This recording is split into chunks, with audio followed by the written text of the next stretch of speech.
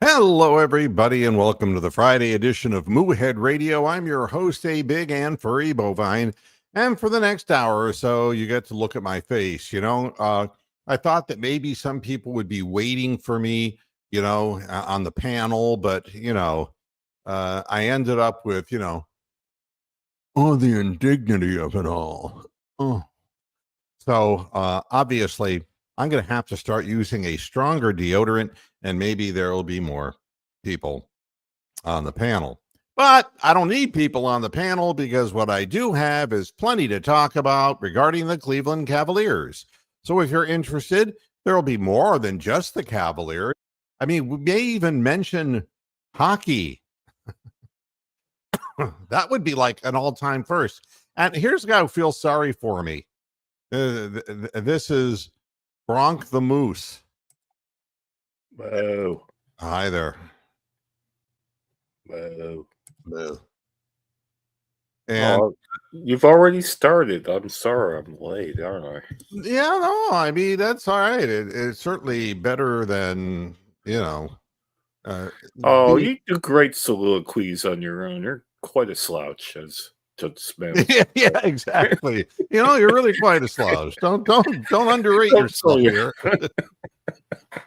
Nice hat. And I'm just wondering what this is nuts. The way they've messed up this studio is I'm gonna have to go at it a different way. All right, I figured it out because it's when I shrink the screen down, trying to get I'm getting older and my vision is not what it used to be. So I do split screen stuff here. So, but there are a few things that before I get into the Cavaliers, there are a few things that kind of bother me. The first one is the notion that what bothers you? What bothers me is you get a game where LeBron James at home has two wide open threes to win the game, and he clanks both of them. And then all that's on Twitter is, you see, he's not the greatest player who ever played. And they just take him politically, I mean, how stupid is that? And what kind of a way to judge somebody is that? And Tony the Calf is joining us as well. Tony the older calf. Yeah, so it should be Tony the Cow, but Tony the Cow. Do you want to go by Tony the Cow now? I mean, I think that'd be appropriate. Now, brown cow. I've built such a reputation for Tony the Calf. I can't let it die. Yeah, it's a brand name. It's a brand name. To me, son, you will always be a calf. I think I should trademark it. I might be able to make like 10 cents somewhere someday. NIL. Yeah, exactly. NIL money. That's exactly right, Bronk. Nil. That's what that will amount to. That's exactly where I was going with that. I'm glad I beat you to it. So at any rate, so people jumping down LeBron James' throat saying, you're not the best player of all time. Then, he turns around the next day and scores 40 points, But the thing is, everybody's got to have these hot takes that are just absolutely foolish. But I like to concentrate on things that are a little bit more substantive because I really don't think about LeBron James anymore. No. LeBron James is a great sports figure in Northeast Ohio who won us a championship.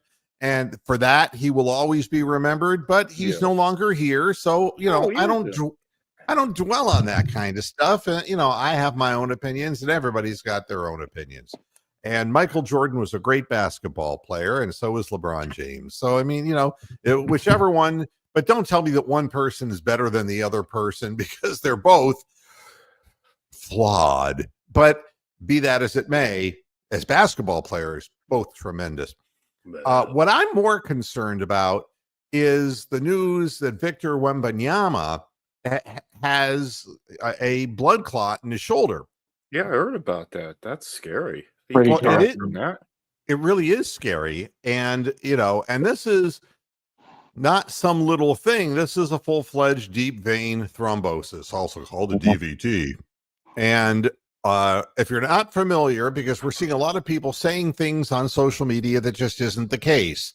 What it boils down to is these clots can start in your calf area, your leg area. I'm not your area, Tony, but well, good. yeah, the calf of your leg, the thigh of your leg, and I got the a blood clot for you right here. Yeah, right here, my trousers. The upper arm, and then the shoulder. And the scary part is that any blood clot can break loose and kill you. And it can go to your lungs. Your that brain. Would be a pulmonary embolism. Yeah. What causes something like that in the shoulder? Just like too much stress, or is it like physical contact, or? No, it would appear that there are two primary causes. This is why I come on the air to at least speak informationally rather than emotionally about this. The first one is familial. Now, we don't know Victor Wembanyama's family's previous health records, but these types of blood clots and clotting issues can run familially. That means running in families, and you would find multiple, if there are other children or members of his family, mother, father, extended family who have a history genetically of blood clots. That would be the one thing you'd want to look out for. And the other cause, when it happens in the shoulder or the upper arm, is extreme strenuous work. Yeah. Now, the thing is, you can't rush the process. And, the reason I wanted to talk about this is the curve of Evan Mobley and the curve of Wembanyama.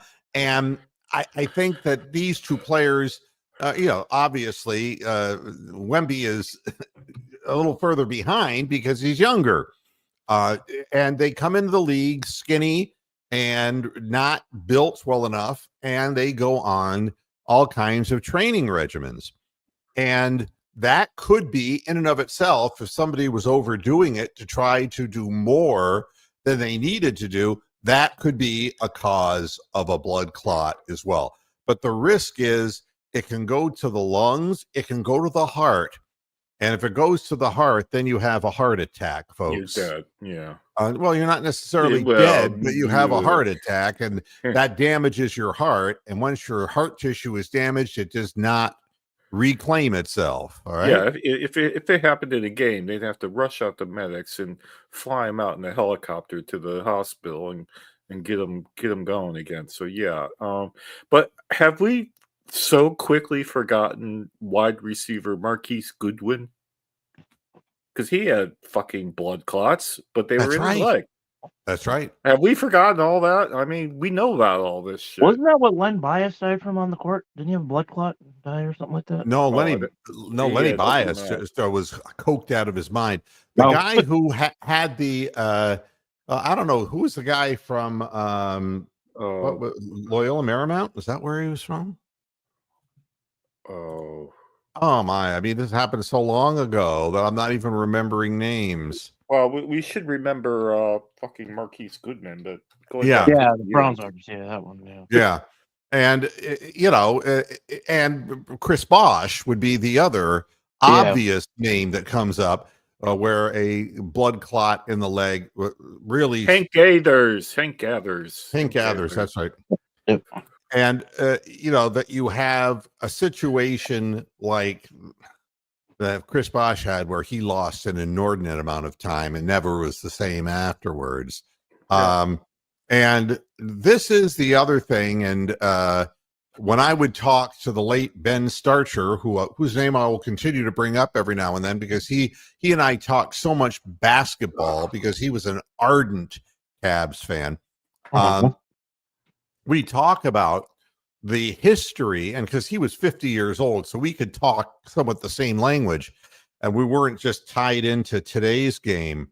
But guys like Rick Smits, or guys like Zydrunas Ilgauskas, or there's a whole series of players who had all kinds of foot problems and leg problems, who were very, very tall men. Greg Oden and Ralph. And I saw Ralph Sampson play in person. Yeah, and Manute Bol, that is correct. And at Ralph Sampson, brought up by Double P also. Yeah. And that's the thing. I mean, it's amazing when you watch Wemby play, the things that he can do at 7'4". It's absolutely insane.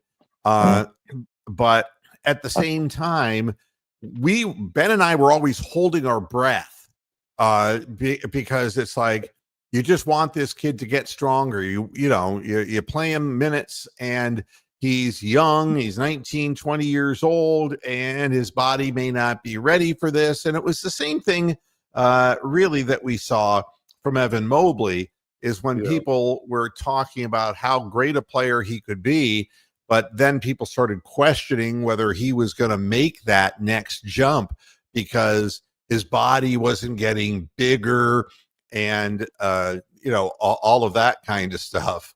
And this puts it into a better focus that there's a lot of things that can derail a potentially great career. And rather than sitting there and saying things online that aren't true about players, and I'll tie this into somewhere else too. Wemby did nothing wrong. They discovered this, during the, after the All-Star game, and he may have had a building blood clot, and the pressure and the pain got to the point where they had to, he had to get checked up, and that's what they found. This is not something that he did unless he was overworking to build his strength up too quickly. I have a feeling that it's familial.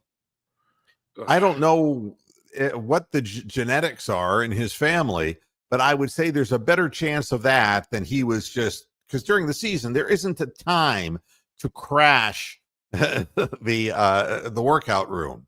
You're playing every other night, or 2 nights in a row, or 3 games out of 4 days. There isn't time. It's like the football season. You're learning the plays, the strategy of the week, and you got to keep yourself in shape, not only off season, but you got to get into game shape and, the training period. Well, and that's the way it is. The other thing that you need to explain, if you're not about to already go there, is the fact that he's out for the season is because he has to be given blood thinners, like warfarin or whatever. And if you've ever had that, you could not play contact sports because you're basically turning yourself into a 18th century royal king with hemophilia. Yeah, human bruised. Human bruised. You would just be bruised all over your body and have internal bleeding. But I want to be clear about this to dissolve they'll immediately put him on a blood thinner. The blood thinner they'll put him on is Eliquis. They're no longer doing warfarin, which that's good. Is exactly the way you described it. I mean, somebody looked at you funny and you'd bleed. You'd bleed. Yeah. The blood come out of your eye. Lisinopril is the other one. I mean, can you imagine Darius What's the other one, Tony? Isn't lisinopril? That might be correct. Yeah.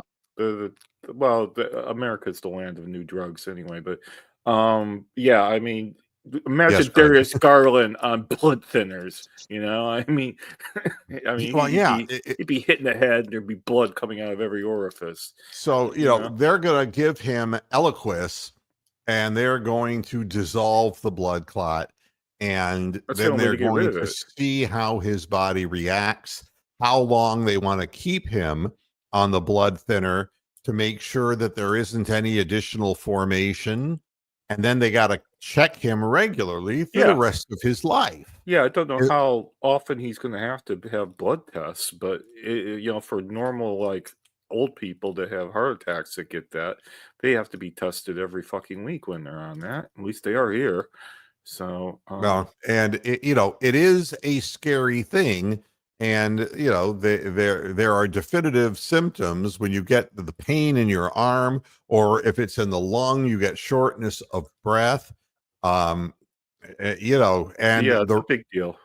And then the danger is, my father really died from a blood clot, and that blood clot was created just right after he fell, and he had hip replacement surgery. Sure. And he was on blood thinners because my father had 2 heart attacks in his life, and never did anything to change his diet. He was a real whippersnapper. But he ended up laying in the hospital room a mere less than a day after the surgery, less than 24 hours after the surgery, and got hit, stroke, and he never recovered. And 3 weeks later, he was gone. Well, it's been well known for 30 years that on a long haul flight, airplane flight, that if you're susceptible, that you have to wear like proper support stockings on your legs and things to stop the swelling and potential blood clots in your legs. That's another common way of getting that. Or if you're lying in the hospital bed, you're given stuff on your legs. And as far as the San Antonio Spurs, it's a blow. They're gone. They're dead. Yeah. I mean, right now he was what they were. He was the foundation of what they were building on, and we'll see what happens moving forward. But it is not a certainty. 90 to 95% of the people will be fine, but there's also that 5 to 10% who aren't fine, and a lot of that has to do with genetics. So we will see what becomes of that. But my point is, there's lots of ways to be a flash in the pan in the professional sports world, in the NBA. A good example is the guy that they're bitching about with LeBron is Luka Doncic, who is his new teammate, who did nothing the other day. He's fat. He's literally fat. He looks like a middle-aged man. He's 26 years old. He's not taking care of himself. I'll let you say that. I'm being serious. I know you are. I played tennis for God knows how many years, and I was the novelty fat man on the court. And I can tell you that all the things that I did were stupid. And now I have a knee replacement, my right side, arthritis on my left knee, and and a back that is just gone to hell. Yeah. You don't take care of yourself, this kind of shit happens. And I was playing recreational tennis. These guys are playing inspired professional basketball. And you look at Luka, and his name is Luka. Yeah. He never missed a pizza pie. Yeah. Does Tony the Calf know who sang that song? I think he'll feed his face for a while. No. Suzanne Vega. Suzanne Vega. She's sort of like a hipster girl from 40 years ago. If you hear something late at night. That was -6. It's Luka eating some pizza bites. It just don't matter anymore. This guy is going to play himself out of the league. People are saying, why would they get rid of him in Dallas? Well, Dallas is Dallas. But I mean, besides that, they were trying to imitate the Cowboys. Okay, I'll buy into that too. Yeah. It might technically bother, the ESPN sports commentators who love the Dallas sports team, especially the Cowboys, but the truth is he's not taking care of himself. His weight's blown up, and nobody knows his exact weight, but he's got to be 270 for sure, and he shouldn't be. And he looks like a doughboy. So maybe that's the reason why LeBron's taking the last 2 shots, you stupid fuck, is because he's having trouble chugging up and down the court. He's like a little tank engine. I think I can. I think I can. Do you remember that on Saturday Night Live, Michael O'Donoghue? The little train Oh, who thought he could. yeah. Yeah. That's a long time ago. That's Like a long 50 time ago. years ago. You should look that up. The little train that could. And it's Michael O'Donoghue, Saturday Night Live. And I won't go through the bit, but it's really well worth it. If you can find it on YouTube or somewhere on the Or internet. as people our age like to say, that's back when Saturday Night Live was good. It was actually funny and it was worth watching. Absolutely. And when before a lot of the cast became stars and were in movies and all kinds of things, as opposed to Terminate it all at once, which we've seen that a couple of times since the 90s. My favorite bit was Leonard Pint Garnell on another episode of Bad Cinema. So at any rate, I wanted to pass on the fact that there's lots of ways to fuck up a promising career. And Wemby is not to be blamed for any of this. However, Luka is to be blamed for this. And as part of the overlapping part of this, when they spoke to Evan Mobley and they asked him, who's going to be the best basketball player in the upcoming generation? He said, me and Wemby. He said it the day before this all break down. I remember reading that. And it's like, oh yeah. The very next day he said, yeah. He goes, why shouldn't I be trying to be the best at what I do? And what's interesting is what is the definition of the best player in basketball? And Evan Mobley does not fit the mold of what network television would want. Yeah, he's not charismatic either. Right. He's not a celebrity kind of charismatic kind of guy. He never will be, bless him. And that's not like Tim Duncan. I'll take the championships. Thank you. Yeah. I'll just take all the championships. What the hell? I'm a fan. I want to win. And that guy's a winner. He's serious about what he's doing. You have any questions about how hard he's working on his game? You don't have to worry about it. He's gonna be the best that he can be. And whatever history says about him is fine. But you know something? The Cleveland Cavaliers keep getting better when he's out there because he does so many things. He passes the ball. He's handling the ball. Now he's shooting threes now. He's making spin moves on guys and slam dunking the ball. Yep. He's rebounding in double digits, and he's blocking shots and changing the course of shots. And he's finding open guys down low and finding open guys up top and everything. But although this wasn't Evan last night, my favorite play yesterday had to be Jared Allen's fucking two giant step dunk. Yeah. It was the humanity of that one. That was unbelievable. He threw it down. He definitely threw it down. You haven't seen the highlight of that. You gotta go back and watch that one. Certainly wasn't Max Strus fucking laying bricks all night goddamn long. Well, I'll tell you, people had a tough time last night. Poor guy couldn't hit the broadside of the ball. I know. When that game started out, it was like you could always tell. If he makes the first one, it's good Max Strus. But if he misses the first one, 6 more are coming. Sit him on the bench. Don't play him. And then suddenly Sam Merrill can't hit either. So, so once Strus can't hit him, then Merrill comes in. He can't hit him either. Right. But the thing with Strus is when he finally got the wide open corner 3 and pocketed it, he just raised his hands to the sky. Thank you, God. Leave me in for another minute, please, coach. But it was quite a game. Are we going to get to yesterday's games? Because that's what we're doing. Okay. That's the transition. A perfect game and team to play coming out after the break.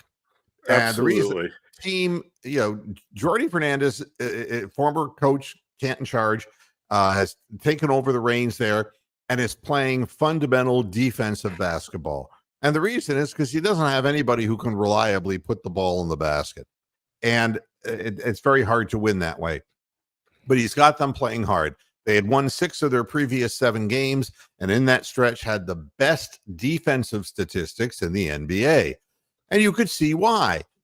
They came out scrapping, putting a lot of pressure on the ball, forcing the Cavaliers to rely on long-distance Max Strus duds. And, they were not only hanging with the Cavaliers in the third quarter, they actually pulled up by like 8 points.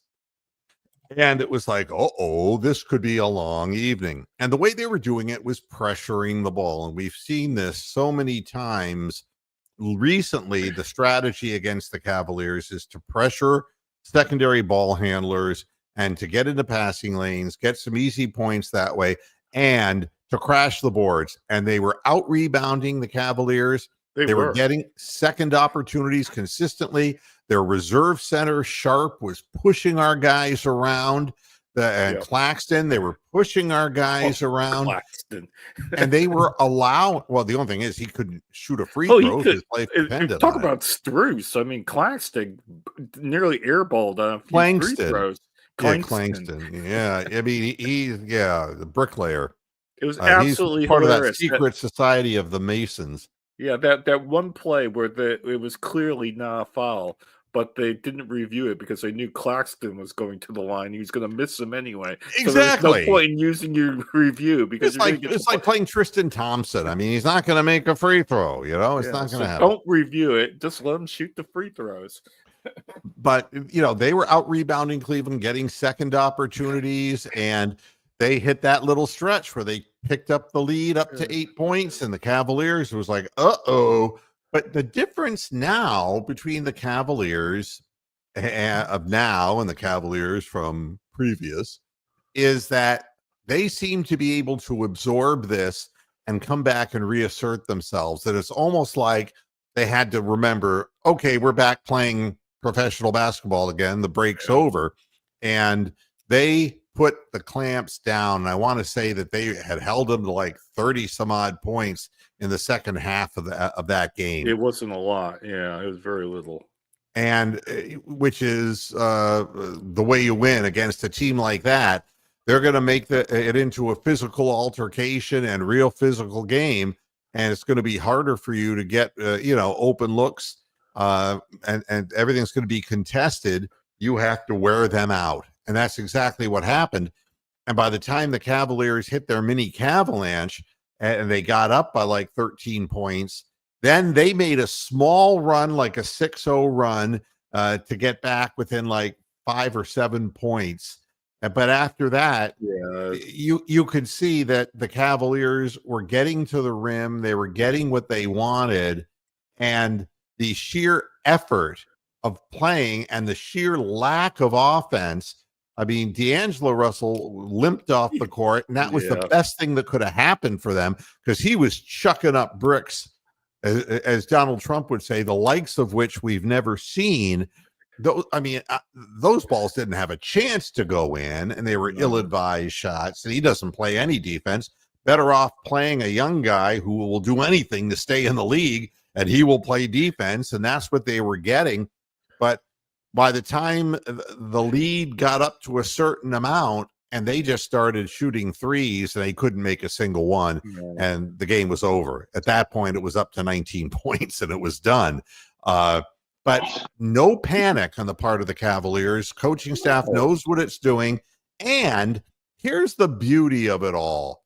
And looking at the statistics, and I didn't. Yeah, I got them open. I think I can guess what you're going to say here.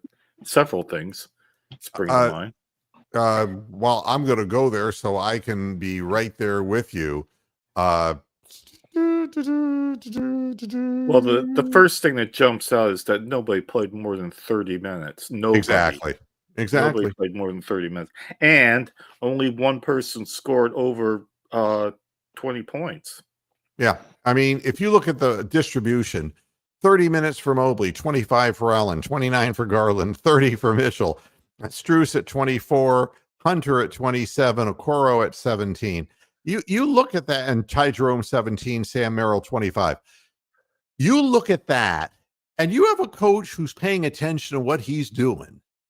Yeah. And he has a lot of people that he can turn to, and he relies on those people. And a lot of them, in the case of Sam Merrill, was 1 for 6 and really 0 for 5 from 3. Strus was 1 for 8 from 3. So when one misses, the other misses. They only shot 43% for the game, the Cavaliers did, but they won with persistent defense, which is going to be necessary against the Knicks tonight. And well, they won down low. They got a lot of 2-pointers. I mean, Allen, like 8 for 9 field goals. Yep. Mobley, they got a lot of points in the paint yesterday. A lot of even scoring, and it wasn't the best shooting night. But the other part of the equation is that we're playing Psycho Man. Oh God, yeah, I know what you're gonna say now, because all 5 of the starting Knicks all played well over 40 minutes, and they only had 3 bench players who all played only 17 minutes. Is that about what you're gonna say? Yeah, I mean, it's incredible. Precious Achiuwa, 46 minutes. Crazy. The Bridges, 44. Karl Anthony Towns, 43. Brunson, 38. McBride, 42. Then you got guys like Huck Porty with 17 minutes. Cameron Payne with 17. Shamet. Yeah, three bench guys. God Shamet. 17 minutes, and that's the extent of it. Okay, can you allow me like 30 seconds to break into the math of that? Okay, let's say Donovan Mitchell plays 30 minutes. That is 5/8 of a basketball game. When somebody plays 46 minutes, that's 7.5/8 of a basketball game. That is a fucking massive difference. The game went into overtime, and guys were playing, over the limit. Exactly. Thibodeau, had 5 minutes. It's why Thibodeau never gets anywhere in the playoffs. Realistically, he just cripples his players, and we've already seen this with JB. It just, in the end, you're not going to be able to. You're not going to be able to play serious, intense basketball in the preseason. You're not going to be able to do it, because you're not going to have the fuel. That's great, because both teams are flying from New York City to come into Cleveland tonight, and I can tell you which team's fresher and which team's more looking forward to playing this game. So I'm expecting a Cavs blowout tonight. I don't expect a blowout against this team, because the one thing I don't understand, and I want to check something regarding the Knicks, as far as let's see if we can get into this for a minute. Why is this not functioning? Wow. Jeez. I guess I'm not allowed to look at that unless my screen is bigger. All right. So Anunoby is listed as questionable. Josh Hart is out, and that hurts the Knicks tremendously. Mitchell Robinson still out. He hasn't played all year, of course. Anunoby, who's had a foot injury, he might play, and they can use him. But Josh Hart is their Swiss Army knife. He plays defense. He can steal the ball. He's a hustler. He's a rebounder, even though he's very active on the boards, and he can nail big shots. And he's not the world's best shooter, but man, come crunch time, he knocks down threes. That is going to hurt them. But, they're running, and again, they're running with these guys, Anunoby and Hart, not playing. So these, instead of letting somebody else play off the bench, Tibbs is just crippling people. So that's the thing of interest in tonight's game, is you got to come out on these guys fast. You got to get on them and wear them out. Put mileage on their legs, get out, and but you got to get rebounds and get out. And if you look at when the Cavaliers took over the game yesterday, they were not allowing second chance opportunities. But as soon as the guy get the rebound, outlet pass down the floor into the flow of the offense, never let them get set, and pressure on the defensive end. That's what you have to do against the Knicks. I mean, Anthony Towns and Brunson, those are obviously key players. But last night, Towns was 2 of 10 from 3 points, and Brunson was 2 of 9. So if they can't shoot the three, they can't win against us. Well, what's interesting is the statistics of Brunson when Okoro defends him, and he becomes a high 30s to low 40s% shooter in all of the sampling of the minutes that he's played against Okoro. And that's one of the reasons why they wanted to get Isaac on the floor last night, is because they're going to want to run Isaac at Brunson to see if they can shut him down a little bit. Well, we got a couple of guys now. We got Okoro, we got a Hunter, and we got Strus that can all fucking foul him and negate his game. So, wear him down. Yeah. And, I don't think that Strus could handle him, but Okoro is a guy who traditionally has helped, because he's broader throughout the top of his body to prevent, him ducking and dipping into the basket and forcing him into mid-range fadeaway jumpers. And sometimes he's making all of those. I mean, Brunson is a good basketball player, but that's going to help the Cavaliers as well. Having a full toolbox that they can choose from really, really helps them. Yeah, so, Double P's worried about tonight's game. I'll tell him, don't worry, mate. We're going to be okay. Double P is saying less hearable. By the way, hi, Big Lurker UK. I see in there. No, we don't. We don't. No, we don't. There's nothing to talk about. We talk about winners. And Double P said the Knicks collapsed against the Pacers last year, not because of their play. They didn't have the same team from game 1, didn't make it to game 7. And that's going to be the case with that coach no matter what. And, I have faith in my team. You got to take it seriously one game at a time. But look at it this way. They're 8 games behind the Cavaliers. If the Cavaliers beat the Knicks tonight, that's 9 games behind. Then that will be 26 to play. Yeah, and you don't make that up. No. Then it's us and the Celtics, baby. And that's for home court advantage throughout the whole playoffs, motherfuckers. That's what that's all about. The other thing about our record right now is it divides evenly into 5. So we've won 9 games out of 11 over the course of the year. So every time there's 11 games, we win 9 of them. So take that, fuckers. and you can see that there are players like Johannes Embiid, who again is just he's suboptimal, not playing well. The Sixers have to limit his minutes because his leg isn't getting better. And he's been an injury since he came into the league. And he's had a career that has been less enthralling than people thought because of injuries. And part of the whole idea of them becoming the next big franchise was placed at his feet, and his legs didn't hold up. The reason I like the Cavaliers right now is because we've got Mitchell, we've got Garland, we've got Mobley, we've got Allen, and we don't lose anything when Ty Jerome's on the floor. We don't lose anything. He comes in and maybe, Garland stays on the floor, or he comes in and Mitchell's still on the floor because we exchange those guys minutes. Yeah. And Jerome can go to the basket. He can feed and make passes that make other players open. And he hits guys who roll to the basket. He is a physical guy who doesn't mind throwing his body around. He's a great free throw shooter. We don't lose any offense when he's on the floor. Yeah, I think he's usually there with Mobley. It's usually him and Mobley.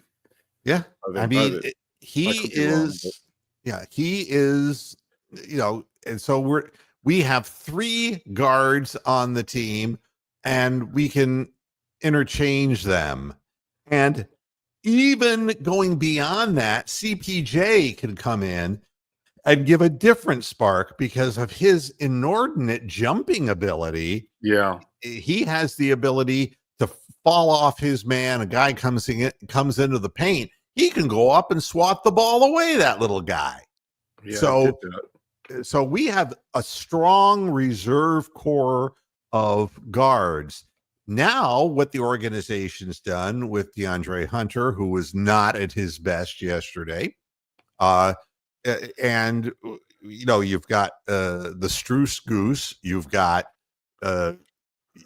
you've got now DeAndre Hunter, you've got Isaac Okoro getting healthy. Yeah. Dean Wade is supposed to be ready to play tonight. Wow. And wow. This is it like is March? yeah.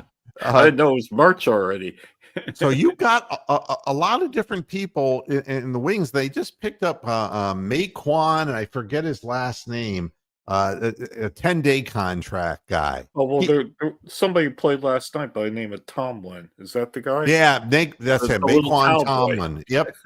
And he was doing real nice down in Canton. He's not quite ready for prime time, but he's long.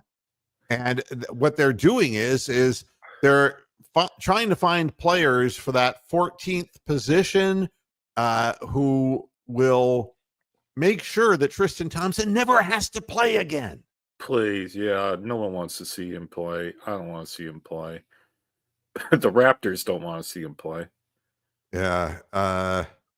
And Rick May is joining in. He may have to have knee surgery at the end of the season. Yeah. It's that whole plan, the 76ers just never developed, with Sam Hinkle, the general manager, getting thrown out to the winds, and then nobody has been able to put Humpty Dumpty back together again. And that's it actually is Tomlin, Ron Shane. It's not Tomlinson. But it's nice to see when your team actually has a roster of contributors, so you're not holding your head and saying, oh God, look who's coming in. And even if Sam Merrill's not making his shot, he's hustling on defense. We're not getting minus minutes when he's on the floor. Correct, it would be nice if he made more shots. I'd be the first to say that. Do you know anything about this Javonte Green thing that looks like we might be signing him? Or there's a guy who played for Boston. He's 31 years old. He's another guy who is not particularly tall. He's only listed at 6'5", 6'6" tops, but he has a long wingspan. Ooh. And that is true of DeAndre Hunter, who's 6'8" listed, maybe 6'7" in reality, but has a 7'2" arm length reach. And that is what they decided to do. Go with guys who have some length, and it's not necessarily in their height, but in their wingspan. So we have, and the thing about Javonte Green is that he is a defensive guy. He's played for good teams. He's 31 years old, so he's been around, and he's going to do dirty work. Good. And it would be like if Okoro's shoulder doesn't hold up, you'll see Javonte Green minutes. You'll see that. Yeah. Because he's been there and he's done that. He's an experienced hand. And, I think that all these, and he's a potential addition, but he has stated that he wants to come to Cleveland. So there's that. Everybody wants to come to Cleveland because it's such a wonderful place, apparently. According to National Geographic, I saw it's like one of the top family holiday destinations.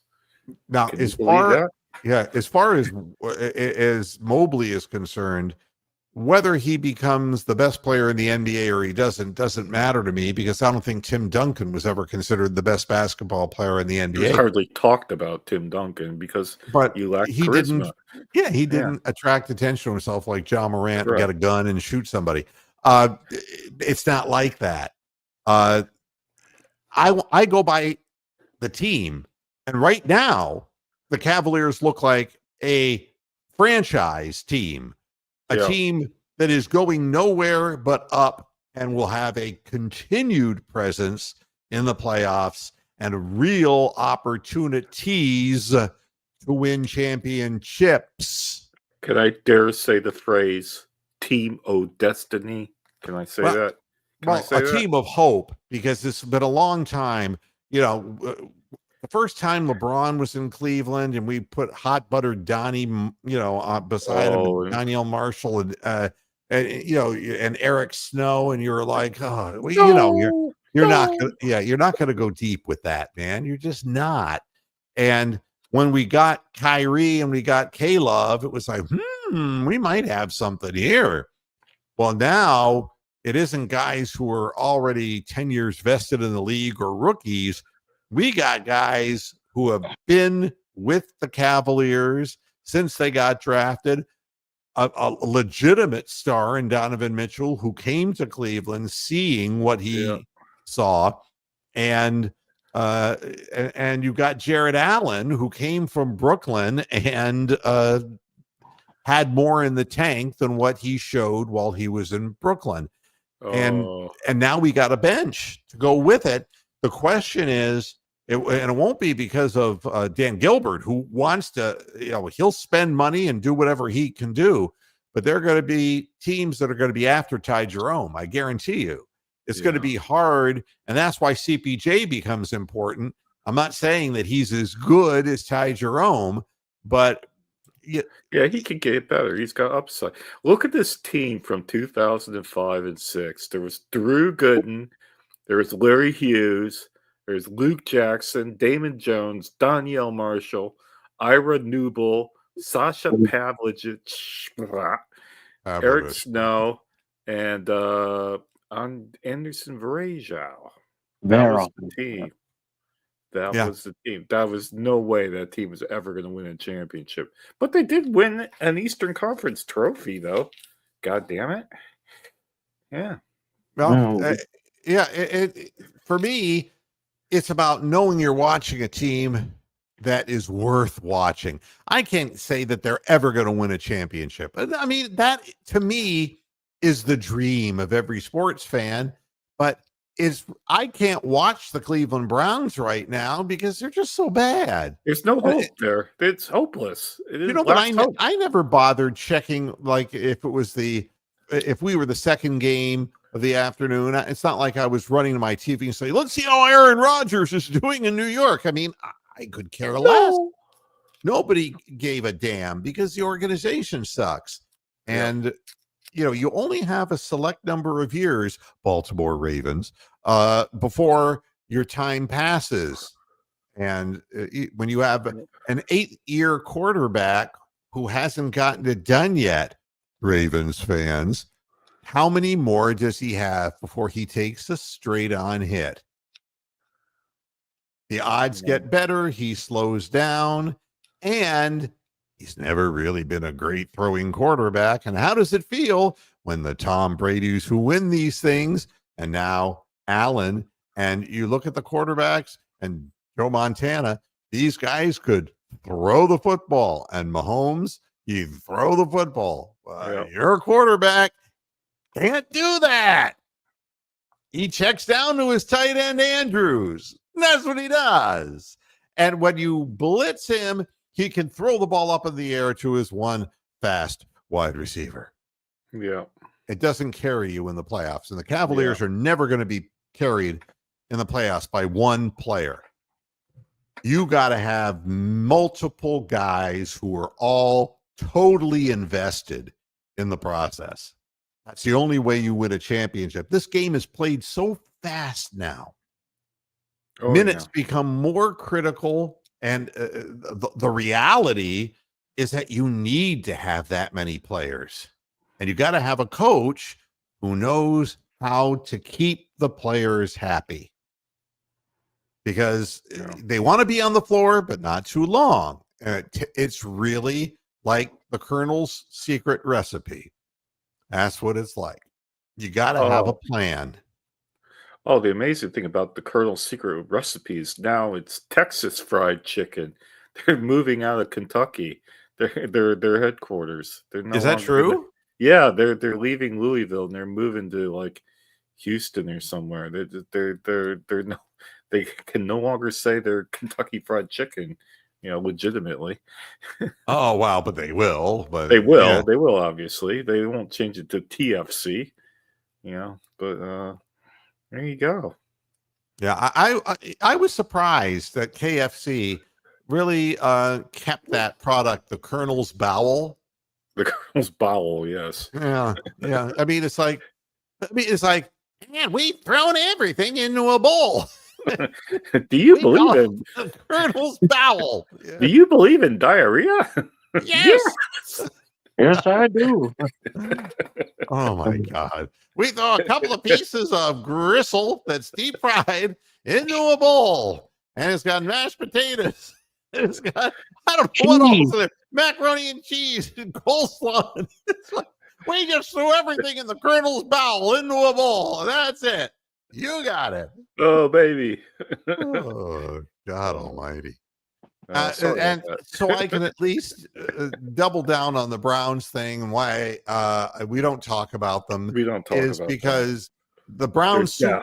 super bowel odds are a Super plus Bowl. 12,000 on FanDuel, a plus 15,000 on DraftKings, a plus 15,000 on BetMGM, plus 15,000 on Bet365, Fanatics at plus 1,200, and Caesars plus 15,000. So there you have it. I mean, 15,000. what's the point? I would take the $1 on that. Give me the $1 and I'll give you 15,000. Yeah. Fucking hell. And Yeah. how bad CO Dead, who will insist on talking about the Browns anyway. He's determined, isn't he? I don't care. I want Myles doesn't Garrett care. to play someplace where he can win. I hope he doesn't get forced to play for the Cleveland Browns. I hope he sits out the season and he signs up with another team because he deserves that. I hope that pretty well covers this. That is literally what I would do. If I wasn't traded, I wouldn't play. They want to play hardball. What the hell? He's had a lot of bumps and bruises. Rest up his body, stay in great physical shape, and be ready full bore for the next season when you have a chance to win something with another team. And he's got more than enough money. So, just go out and strike would be my advice. And the other thing I wanted to mention before we get out of here, this whole thing about professional athletes getting their houses robbed, and this is becoming crazy. It's like the owners' houses robbed, or do they have tighter security? I don't know. I don't know. I mean, so now an unidentified Jets player was robbed at gunpoint Saturday morning near his New Jersey home. They haven't identified him yet. A witness saw a group of men exit a dark-colored SUV in the Windmill Pond neighborhood in Morristown and take money and personal items from two people in another car. Tell everybody the area of the city where it happened. Yeah. Because the Browns have that complex in Berea that's sort of like a gated community where like half the team live. And this is what I find hard to believe is that the items taken were jewelry and a watch. But a neighbor told NBC News New York one of the victims played for the Jets. No, he didn't. He didn't play for the Jets. He was on the roster, but he really didn't try. Yeah. So then, Miami quarterback Carson Beck and his girlfriend, Miami basketball player Hannah Cavender, had their cars stolen during a home burglary. Aren't those like people on Fox? Those sounds like Fox names, Carson Beck and Hannah something or other. Why this sudden rush of robberies of athletes? I have no idea. Well, they're the ones with the money. You don't want to rob poor people that don't have anything. I mean, what's the sense in that?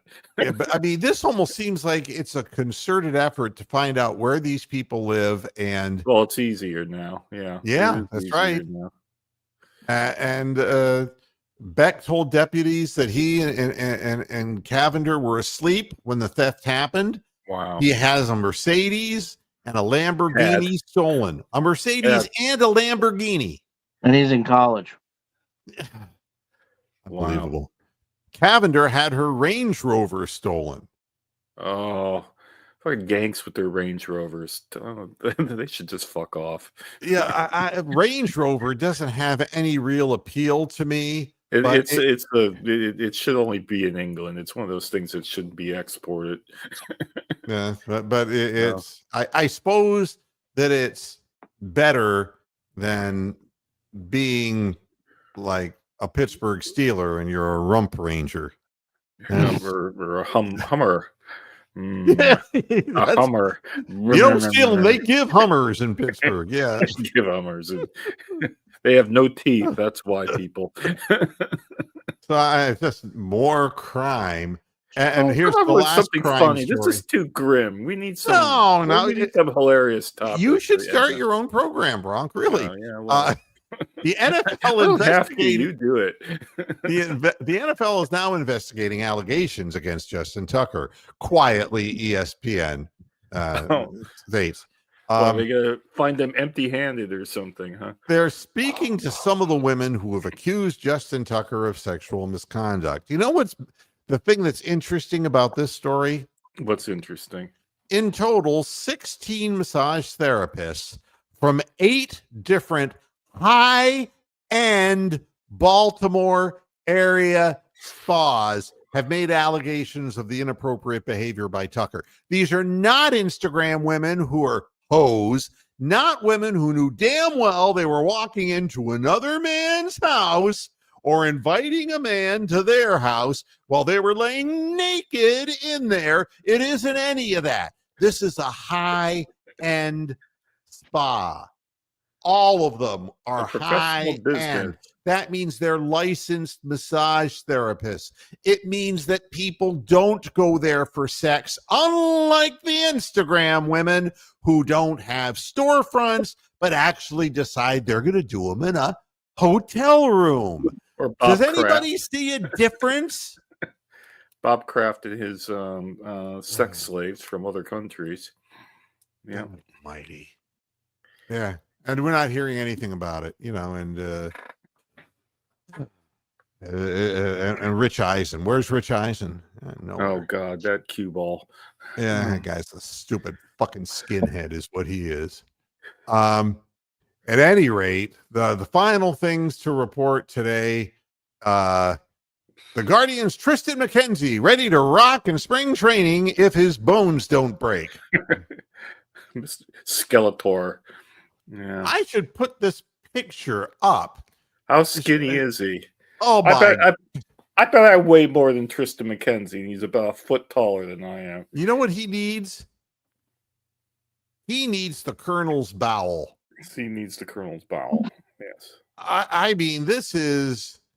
Is he like one of those people that Bob Geldof used to drive truckloads of food to, like out in the desert, and he'd be sitting there?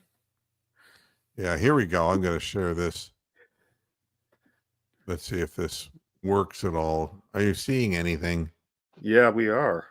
You are? Good. Yeah. Mm-hmm. Yeah. Look at him. He's skinny. Got the world's longest neck, though. Yeah, I mean, he looks like a malnourished giraffe. He's not. He needs a bit of weight. I mean, I don't know what to tell you. And people are like, well, his velocity is improved. And I'm like, but he doesn't know where he's throwing the ball. You should put up a photo of Asdrubal Cabrera or Bartolo Colon for comparison. Oh, God. Colon would eat him as an hors d'oeuvre.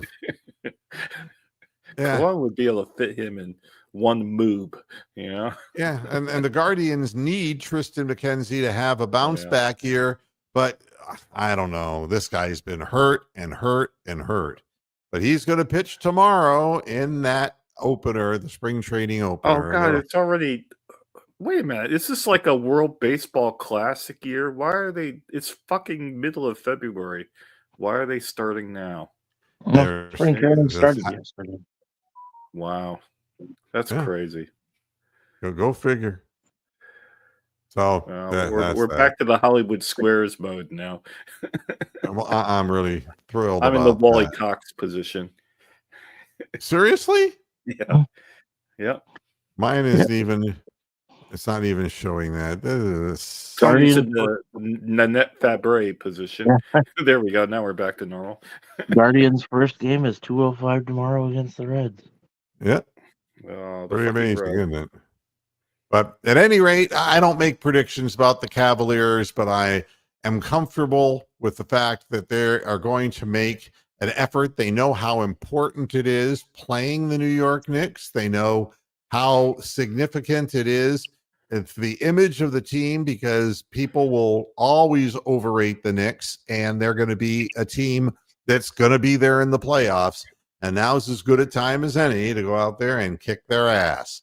Is this a national game? I mean, it's an ESPN broadcast on the dot. 7 o'clock. But is it being shown on FanDuel as well? I'm seeing. Are you sure? I'm fairly certain that if it's a national televised game for the NBA, that they aren't blacked out locally. All right. I think I think that's only the case with NBA TV games. I think there's a game coming up though that is on WUAB though, because I heard that last night and I forget which game it was, but it's not tomorrow's game. I think it could be the game on Sunday. Well, I hope it wouldn't be tomorrow's game, because they wouldn't be, if they're playing 3 days in a row. I was seeing online that the game Monday. I looked for both teams, and the New York press was saying the game was being shown on ESPN and MSG, and the other sites were saying listing FanDuel is showing the game as well. So I'm not exactly sure, but hey, anyone can get ESPN, so you get to watch it. You should be happy. You don't have to. If you're living out of state like I am, you don't have to worry about it. You'll be able to watch Peacock. Let's check Cavs.com. Oh, it is on FanDuel per Cavs.com. I am wrong. All right. So I'd rather listen, Tony. I'd rather listen to our guys than the pumped up ESPN people pimping New York. Mike Breen and Doris Burke and all that. Who is broadcasting this game for ESPN? Hold on. Oh, baby, it's not me. Oh, I'll tell you something. It's great to be in Cleveland. It's great to be anywhere, baby. I'm glad to be alive. It doesn't really say. I'm guessing. I'm guessing Doris Burke's got to be around there somewhere. Maybe Richard Jefferson somewhere in there. Yeah. All right. Thomas Jefferson, somebody. Jefferson Davis. Life call alert. I'm falling, baby. I can't get up. Who are you? How do you not know me? I'm Dickie V, baby. I'll tell you wouldn't be able to get up in here either, because my living room is bigger than your entire house. It's just wrong on so many levels. Oh, we got to Thanks everybody for tuning in to this wasteful hour of your time called Moohead Radio. There are worse things you can watch on the internet, but not much worse, really. I will not be deterred. I'll be back again on Monday. You can't stop it, so just accept it. Thanks, everybody, and I hope to see you on Monday. Until then, hasta la vista, pass your heads, and let them know. Go Cavs. Good night, everybody. Gonna make it.